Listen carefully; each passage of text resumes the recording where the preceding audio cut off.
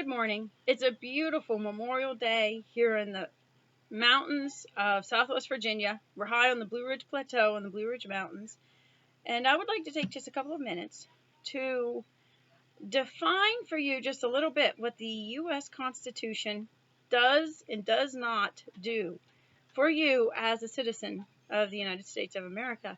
And then I would like to compare that briefly to some of our other examples we've been exploring, which is South African apartheid and Mao Zedong's communist China. So first, I would like to define just a little bit what the Constitution intends. See, the Constitution does not give or grant to any human being anything. The Constitution is not the provider of your basic human rights. It is the protector of your basic human rights. The Founding Fathers came of age, one, in a world of enlightenment, a world of tremendous political and religious thought. They also came of age where their grandfathers had escaped some pretty horrific situations in Europe, where if you had a belief other than Catholicism, you might be burned at the stake. If you had a dissenting voice against something that was happening in the government, you could well be tried for treason just for having a dissenting viewpoint. The Founding Fathers were very well read, and they were very well versed in what humanity and human governments are capable of doing if government's power is not constrained, controlled, and limited. And this is what was intended with the drafting of the American Constitution. You see, the American Constitution cannot grant you your rights because the Founding Fathers knew, and if you reflect a minute, you will find that you know as well, that your rights as a human on this earth are inherent within you. From the moment of conception, you have basic human rights. You have the right to life. You have a right to pursue a life to whatever ends you can achieve. You have a right to liberty. You have the right to decide and self-determination and decide what you are doing with your life, regardless of where you began. What this means is the founders were the product of a very hierarchical society. If you were going to be serving in government or well-educated, you would have had to have been born into one of the higher levels of society. But the Founding Fathers realized that much of the talent of humanity was lost in that social structure. So the right to liberty, the right to self-determination truly means that it doesn't matter what your station in life is at your birth. It's what you achieve, what you choose to do with your life and pursue, and where you end up. Pursuit of happiness. That does not mean the government provides your happiness or guarantees your happiness. It guarantees you the right to pursue a life that will bring you happiness and bring you satisfaction.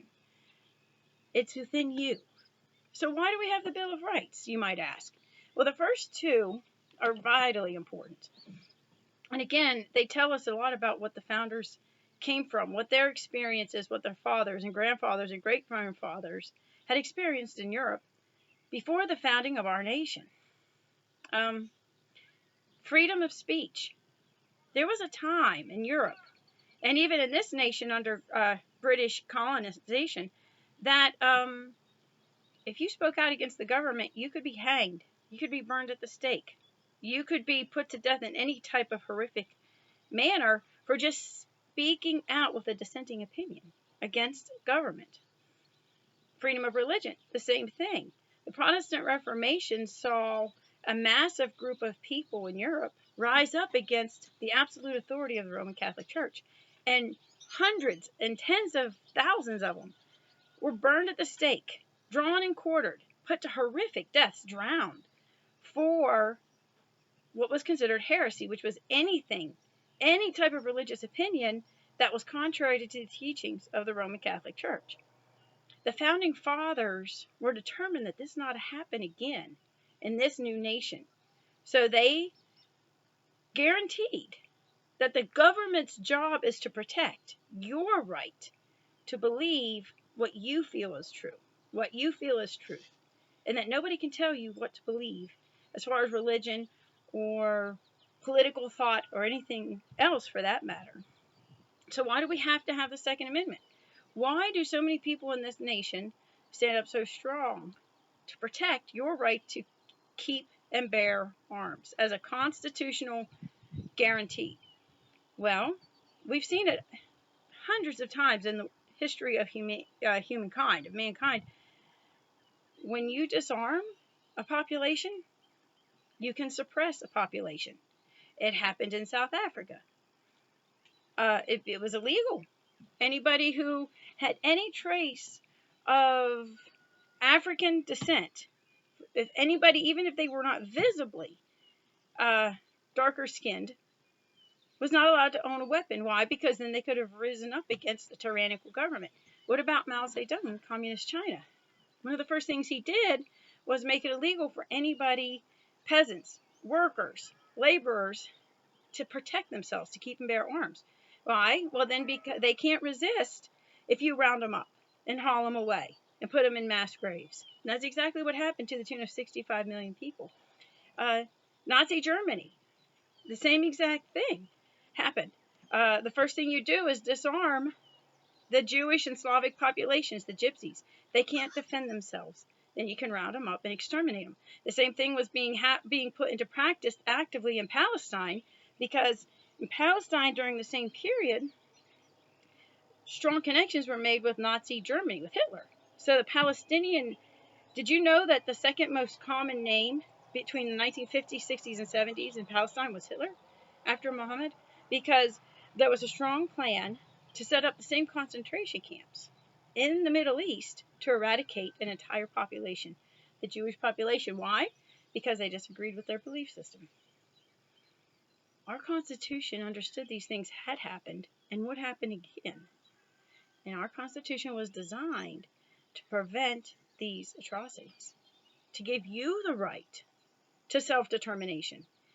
Everything you need to succeed in this nation is intrinsic within you.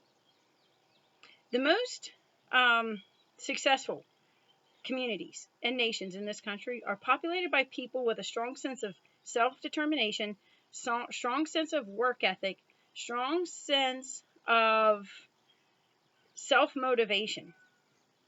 The most poverty-stricken nations and the most poverty-stricken communities in our country have been fed an ideology that somehow the government is responsible for granting or giving to them happiness, and granting or giving to them success, or making their path easier.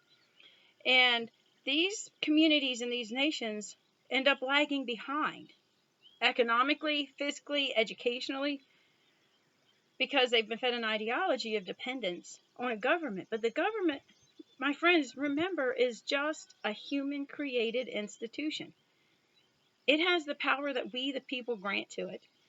And if we, the people, need to limit its power, then that's what we do. It has happened millions of times throughout human history where, a king or a prince becomes too powerful, becomes tyrannical. It might be just a local aristocrat being horrific to his workers, and they're taken down. Power can be eliminated, and government can be restructured. So I want you to remember, everything you need to succeed is inside of you. Your opportunities are inside of you. Your gifts, your talents, they're just waiting for you to tap into them. And in this nation, your right to that self-determination is intrinsic. It's inside of you. Don't let anybody take that away. That's what we want you to take away from this class. We want you to compare the different nations and compare the different uses of power and compare how the U.S. Constitution and the drafting of the Constitution created an opportunity for every individual to achieve. How apartheid in South Africa suppressed the most populous portion of the population from self-determination, and it had to be overthrown, and it was overthrown.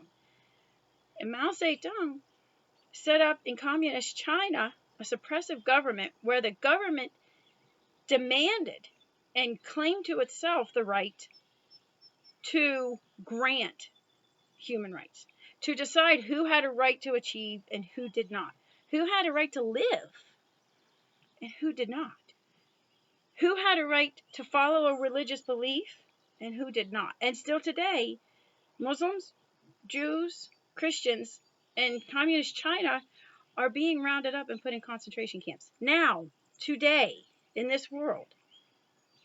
Now think for a second. What if it was your religious belief that was targeted? What if they were targeting atheists? What if they were targeting just Muslims or just Christians or just Jewish populations, which is happening as well?